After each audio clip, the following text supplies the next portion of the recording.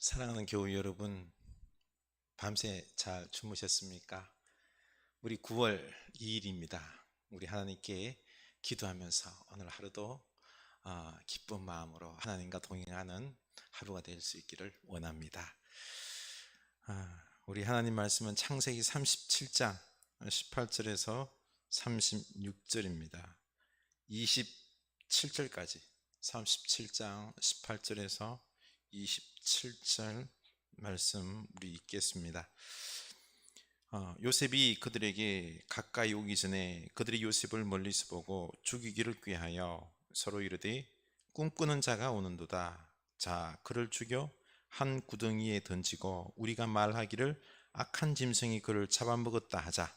그의 꿈이 어떻게 되는지를 우리가 볼 것이니라 하는지라. 루벤이 듣고 요셉을 그들의 손에서 구원하려 하여 이르되 우리가 그의 생명은 해치지 말자. 루벤이 또 그들에게 이르되 피를 흘리지 말라. 그를 광야 그 구덩이에 던지고 손을 그에게 대지 말라 하니 이는 그가 요셉을 그들의 손에서 구출하여 그의 아버지에게로 돌려보내려 함이었더라. 요셉이 형들에게 이르매 그의 형들이 요셉의 옷 곧 그가 입은 채색 옷을 벗기고 그를 잡아 구덩이에 던지니 그 구덩이는 빈 것이라 그 속에 물이 없었더라.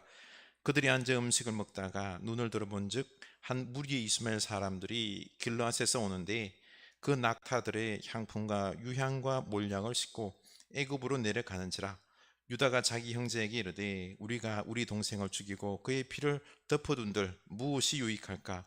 자, 그를 이스마엘 사람들에게 팔고 그에게 우리 손을 대지 말자. 그는 우리의 동생이요 우리의 혈육이니라 하매 그의 형제들이 청정하였더라. 아멘. 요셉은 꿈꾸는 자입니다. 그러나 그 꿈은 자기 꿈이 아니라 하나님의 꿈이죠. 하나님의 구원과 축복의 계획인 것입니다. 그러나 이 거룩한 꿈이 우리 인간의 삶에서 이루어질 때에는 죄악이 가로막습니다. 하나님의 꿈을 이루는 자와 하나님의 꿈을 막는 자로 나뉘어집니다. 요셉이 형들에게 올 때 멀리서 알아보고 형들이 꿈꾸는 자가 오는도다 라고 말하며 죽이기를 꾀하죠. 20절이죠. 자, 그를 죽여 한 구덩이에 던지고 우리가 말하기를 악한 짐승이 그를 잡아먹었다 하자. 그의 꿈이 어떻게 되는지를 우리가 볼 것이니라 하는지라. 요셉을 죽여서 구덩이에 던지고 그의 꿈이 진짜 이루어질까? 어떻게 되는지 우리가 보자. 요셉의 꿈을 우리가 깨버리자라는 거죠. 형들의 미움은 극에 달했습니다. 아니, 하나님의 꿈이 이 꺾여질 위기에 처한 것이죠. 그들은 몰랐지만 요셉의 꿈을 꺾는 것이 아니라 하나님의 꿈을, 계획을 그들이 가로막고 있는 것입니다. 그러나 하나님의 꿈이 꺾여질까요? 아니죠. 하나님께서 길을 여십니다. 21절. 장자 로벤이 듣고 요셉을 그들의 손에서 구원하려 하여 이르되 우리가 그의 생명은 해치지 말자라고 말합니다. 그리고 가축들을 먹이기 위해서 군데군데 구덩이를 깊게 파놨습니다. 파놓은 구덩이에 던지자고 하죠. 속으로는 나중에 데리고 가야지라고 생각했습니다. 하나님께서 당신의 꿈을 이루기 위해서 길을 여십니다. 형제들이 허락하고 구덩이에 던집니다. 그 구덩이에는 감사하게도 뭐가 없었죠? 물이 없었던 것입니다. 만약에 물이 가득 찼다 그러면 요셉이 죽을 수도 있는 거지요. 물이 있었으면 요셉은 죽었을 것입니다. 그러나 하나님은 준비하십니다. 하나님은 이 절대적 위기 속에서 길을 였으며 하나님은 반드시 당신의 꿈을 이루십니다. 그 다음은 유다입니다. 요셉을 죽게 내버려 둘 수가 없었습니다. 27절. 자, 그를 이스마엘 사람들에게 팔고 그에게 우리 손을 대지 말자. 그는 우리의 동생이요 우리의 혈육이니라 하매 그의 형제들이 청정하였더라. 유다가 그래도 우리의 형제인데 우리의 혈육인데 하면서 그를 손대지 말고 죽이지 말고 그냥 이스마엘 사람들에게 팔아버리자 라고 말합니다. 이때 형제들이 청종하였다고 말합니다. 동생을 구덩이에 던져놓고 태연하게 25절 그들이 앉아 음식을 먹다가 태연하게 자기 동생 죽이려고 던져놓고 태연하게 앉아서 음식을 먹는 완악하다는 증거죠. 완악했습니다. 그런데 이 사람들이 유다의 제안에 청종했다라고 말합니다. 하나님께서는 그들의 이 완악한 마음을 누그러뜨리고 이 구원의 말을, 유다의 말을 듣게 합니다. 하나님께서 그 완악한 마음을 움직이신 거죠. 그리고 하나님은 미디안 상인들을 준비시키셔서 요셉을 사기하고 결국 애굽까지 데리고 가서 바로의 신하 친위대장 보디발의 집에 팔게 합니다. 하나님께서 애굽의 권력자의 중심부로 요셉을 밀어놓고 그를 키우고 훈련시켜서 높이 세우기 위함이지요. 그리고 훗날 생명을 살리는 사명을 감당하는 권력을 주시기 위하여 차츰차츰 하나둘 준비하고 계시는 것입니다. 하나님의 계획은 참 위대하십니다. 멀리 보시고 차근차근 준비하십니다. 인간이 막을 수 없습니다. 지금 형제들이라고 하지만 서로에게 도움을 주는 가장 귀한 존재가 아니라 도리어 내 앞길을 가로막는 원수 같은 행동을 하고 있습니다. 이게 바로 죄악의 결과입니다. 죄는 한 피를 물려받고 사랑해야 할 관계를 깨뜨리고 원수로 만들고 있는 것입니다. 그래서 우리가 죄를 미워해야 합니다. 우리가 죄를 회개해야 하는 거죠. 하나님의 나라를 깨뜨리고 하나님의 꿈을 끄끄려 하기 때문입니다. 죄라는 게 뭡니까?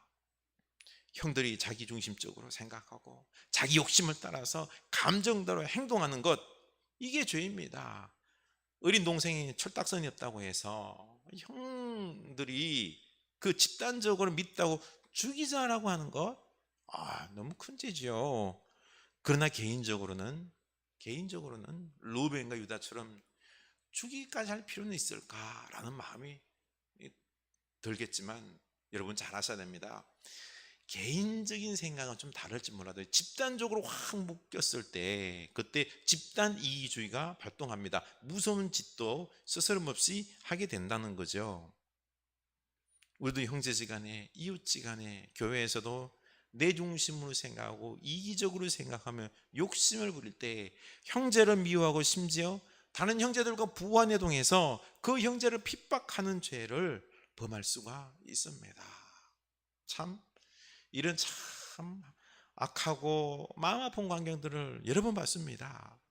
나는 그저 내 이익을 위한 한 행동인데 이게 자칫 하나님의 꿈, 축복을 가로막는 죄를 범하고 있는 것입니다. 그래서 우리는 조심해야 합니다.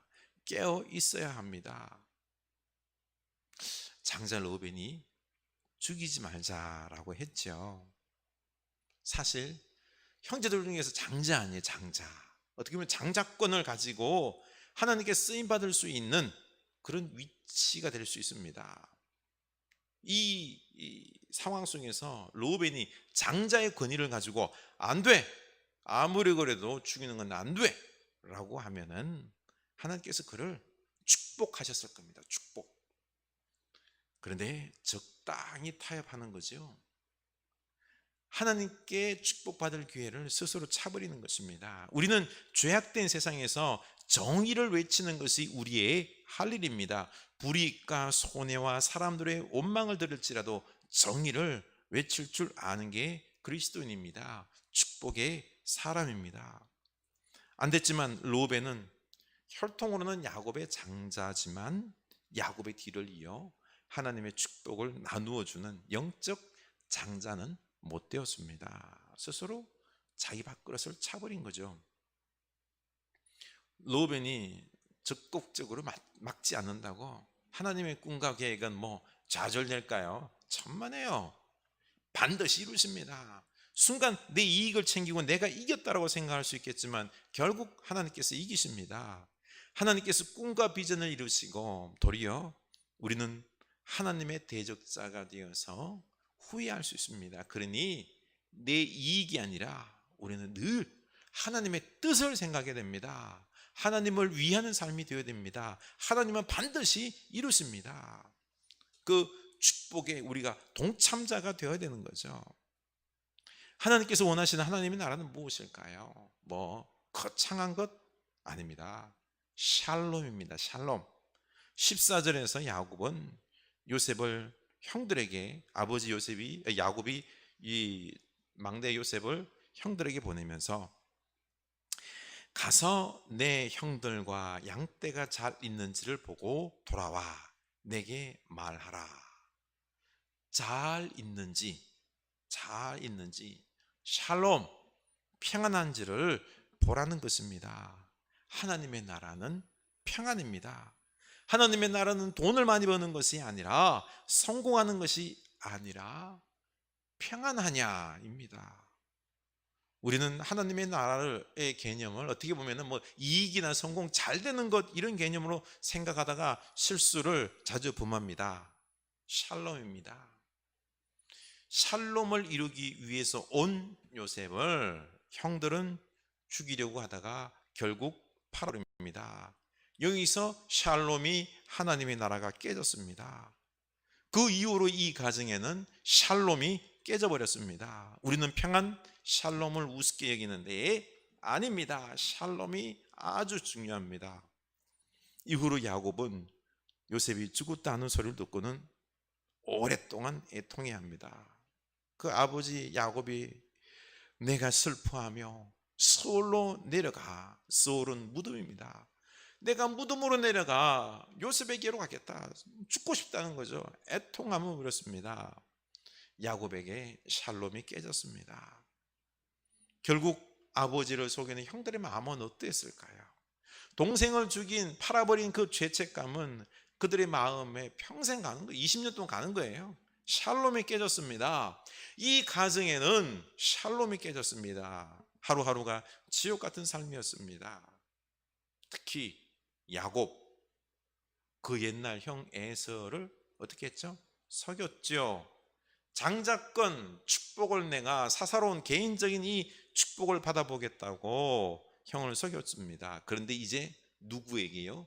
사랑하는 자식들에게 자기가 속는 참 이 고통을 20년 동안 당합니다.